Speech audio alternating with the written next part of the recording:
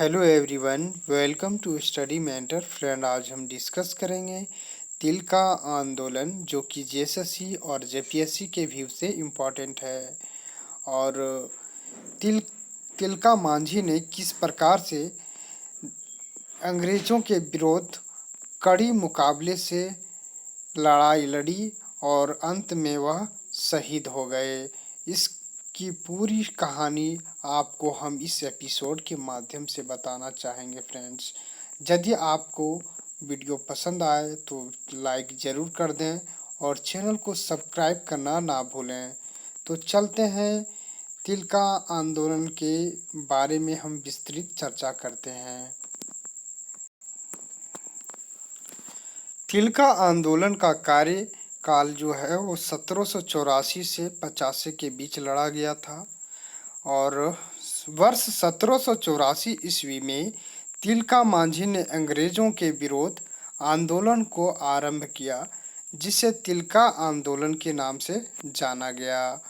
और यह आंदोलन अपने जमीनी अधिकार के लिए पहाड़ियों को अधिक सुविधा देकर फूट डालने वाली नीति के विरोध में तथा क्वींसलैंड के दमन के विरोध में था।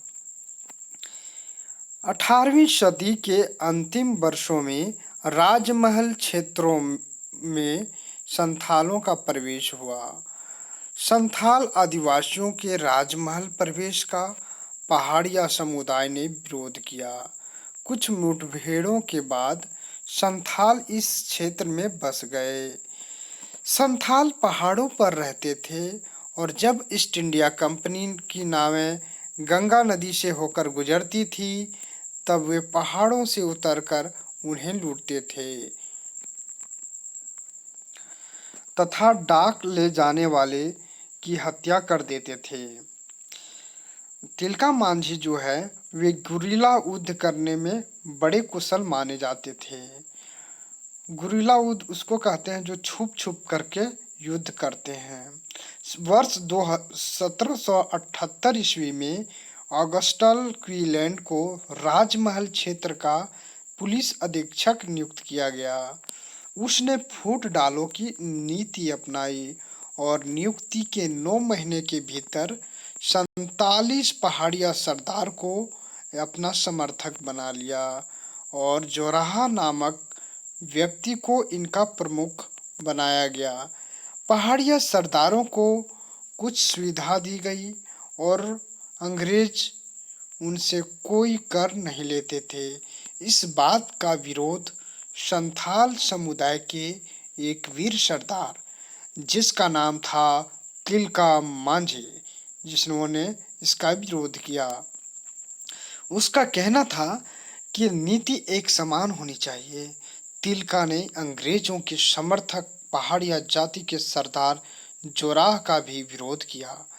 तिलका मांझी, जिसका दूसरा नाम जबरा पहाड़िया भी था, तिलका ने भागलपुर के पास वनचरीजोर नामक स्थान से अंग्रेजों का विरोध आरंभ किया।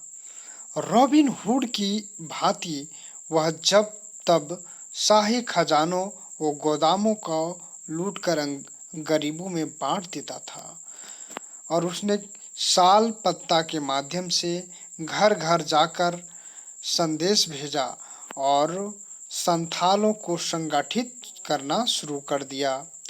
वर्ष 1784 के आरंभ में वे अपने अनुयायियों के सहयोग से तिलका ने भागलपुर पर आक्रमण किया। 13 जनवरी के दिन वह ताड़ के एक पेड़ पर छुपकर बैठ गया। जब उसी रास्ते से होकर घोड़ा पर चढ़कर गुजरते हुए क्वींसलैंड को उसने तीर से मार गिराया। 13 जनवरी के दिन उन्होंने यहाँ के जो पुलिस अधीक्षक थे राजमहल के, ऑगस्टा क्वींसलैंड, उसको तीर से मार गिराया था। इससे अंग्रेजी सेना में दहशत फैल गई और उसे बहुत जोरों से गुस्सा आई अंग्रेज सेनाओं को। जब अंग्रेजी सेना की मदद के लिए एयरकूट को भेजा गया तो एयरकूट ने पहाड़िया सरदार जोराह के साथ मिलकर तिलका मांझी के अनुयायियों पर हमला बोल दिया। तिलका मांझी अनेक अनुयायियों को तिलका मांझी के जो अनुयायी थे वे हताहत हो गए, लेकिन तिलका मांझी जो है बचकर भाग निकला और वह जो है सुल्तानगंज की पहाड़ियों में जाकर के छिप गया।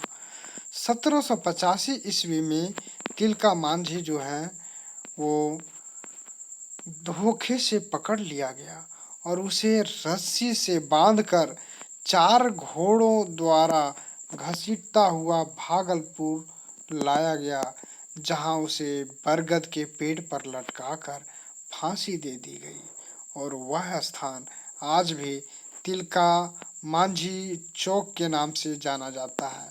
और एक फेमस क्वेश्चन और बनता है कि तिलका मांझी यूनिवर्सिटी जो है वो भागलपुर में ही स्थित है और अब वह बिहार राज्य में हो गया है।